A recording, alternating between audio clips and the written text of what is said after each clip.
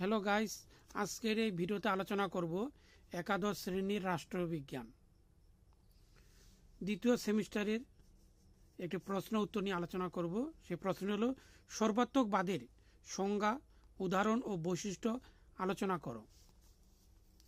এখানে সর্বাত্মকবাদের সংজ্ঞা হচ্ছে, এখানে সর্বাত্মকবাদ হলো এক ধরনের সামগ্রিক স্বৈরতান্ত্রিক রাষ্ট্র ব্যবস্থা।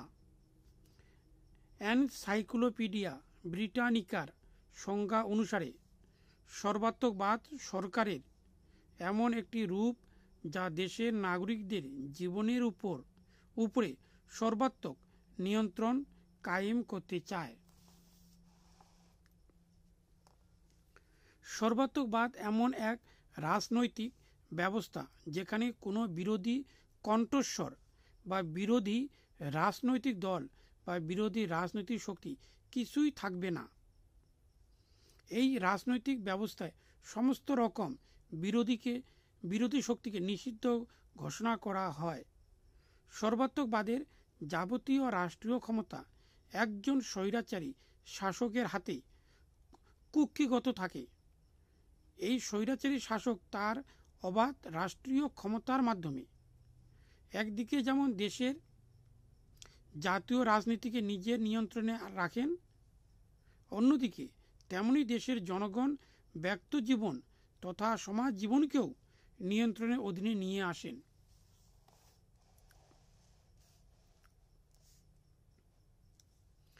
এটা সর্বাত্মকবাদের উদাহরণ হলো এখানে ইটালির এক নায়কতন্ত্র বেনিতো মুসোলিনি 1920 দশকের প্রথম দিকে ইটালির নতুন ফ্যাসিবাদী রাষ্ট্রকে পরিচয় করিয়ে দেওয়ার জন্য টোটালিটারিও শব্দটি ব্যবহার করা হয়েছিল। তার বক্তব্য ছিল, সব কিছু রাষ্ট্রের মধ্যে, রাষ্ট্রের বাইরে কিছুই নয়, রাষ্ট্রের বিরুদ্ধে কিছুই নেই, এইসব বলেছিলেন।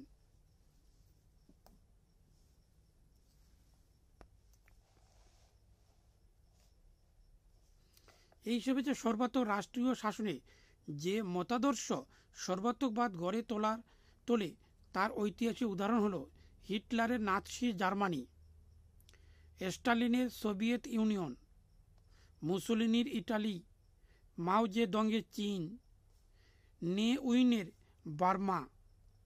বর্তমান সময়ে সর্বাত্মকবাদের একটি প্রকৃত উদাহরণ হলো কিম জং উন এর উত্তর কোরিয়ার রাজনৈতিক ব্যবস্থা। এটা হচ্ছে সর্বাত্মকবাদের বৈশিষ্ট্য। এর সর্বাত্মকবাদের কতগুলি মৌলিক বৈশিষ্ট্য রয়েছে। এই বৈশিষ্ট্যগুলিকে বিশ্লেষণের মাধ্যমে সর্বাত্মকবাদের স্বরূপ বা প্রকৃতির পরিচয় পাওয়া যায়। এগুলির মধ্যে উল্লেখযোগ্য হল, 1 নম্বর পয়েন্ট, সর্বাত্মক রাষ্ট্রীয় ক্ষমতা। সর্বাত্মকবাদের প্রধান বৈশিষ্ট্য হল রাষ্ট্রীয় ক্ষমতার সর্বব্যাপী নিয়ন্ত্রণ। রাষ্ট্রীয় ক্ষমতা শুধু আইন শাসন ও বিচারের রাষ্ট্র কাঠামোর মধ্যে সীমিত থাকে না। রাষ্ট্রীয় ক্ষমতা এখানে জনগণের ব্যক্তি জীবন বা সমাজ জীবনকেও নিয়ন্ত্রণ করে। এর ফলে ব্যক্তির স্বাধীন চিন্তা, স্বাধীন জীবনযাপন, স্বাধীন মতপ্রকাশ সব কিছুই ব্যাহত হয়। 2 নম্বর, রাষ্ট্রের জন্য ব্যক্তি, ব্যক্তির জন্য রাষ্ট্র নয়। এখানে হচ্ছে সর্বাত্মকবাদে রাষ্ট্র আগে, ব্যক্তি পরে। এখানে রাষ্ট্রের জন্য ব্যক্তি, ব্যক্তির জন্য রাষ্ট্র নয়।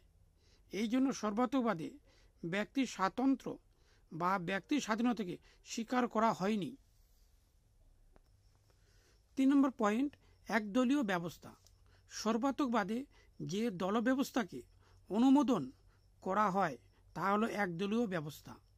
সর্বগ্রাসী মতাদর্শ বহুদলের অস্তিত্বকে স্বীকৃতি দেয় না। এই জন্য স্বৈরতন্ত্রী শাসকের দল ছাড়া বিরোধী কোনো দল বা বিরোধী সংগঠন বা বিরোধী কণ্ঠস্বরের এখানে কোনো জায়গা নেই। যদি কোনো বিরোধী শক্তি মাথা চারা দিয়ে ওঠে তবে তাকে সমূলে বিনাশ করা হয়। এইভাবে জার্মানিতে হিটলার নাৎসি পার্টি বিরোধী কোনো শক্তিকে জমিয়ে উঠতে দেয়নি। 4 নম্বর পয়েন্ট, গণতান্ত্রিক মূল্যবোধের অনুপস্থিতি।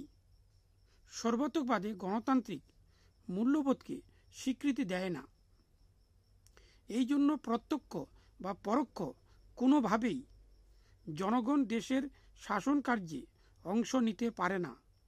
গণতন্ত্রে যেরকম ভোটাধিকার প্রয়োগের মাধ্যমে জনগণ তাদের প্রতিনিধি নির্বাচন করে দেশের শাসনকার্য অংশগ্রহণ করেন, তা সর্বগ্রাসী রাষ্ট্রের কল্পনাও করা যায় না। গণমাধ্যমের নিয়ন্ত্রণ। সর্বাত্মকবাদে গণমাধ্যম অর্থাৎ টিভি, ইন্টারনেট বা সোশ্যাল মিডিয়ার স্বাধীনতাকে স্বীকৃতি দেওয়া হয় না।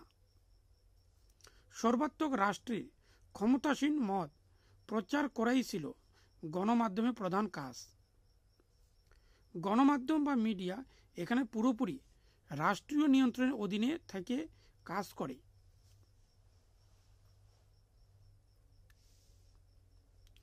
6 নম্বর পয়েন্ট, পুলিশি নিয়ন্ত্রণ এবং হবে কিনা রাষ্ট্রীয় সন্ত্রাস। সর্বাত্মকবাদ যে রাষ্ট্র ব্যবস্থাকে গড়ে তোলার পক্ষপাতী, সেখানে সব কিছুই পুলিশি নিয়ন্ত্রণের অধীনে আনা হয়। এই জন্য সারা দেশে জনগণের উপরে নজরদারি চালিয়ে যাওয়ার জন্য গুপ্তচর বাহিনী গড়ে তোলা হয়।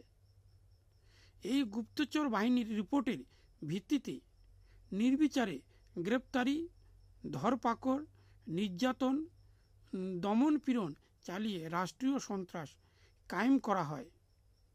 এইভাবে সর্বগ্রাসী রাষ্ট্র ব্যবস্থায় রাষ্ট্রীয় সন্ত্রাস রাষ্ট্রীয় পরিচালনার প্রধান চালিকা শক্তি হিসাবে কাজ করে।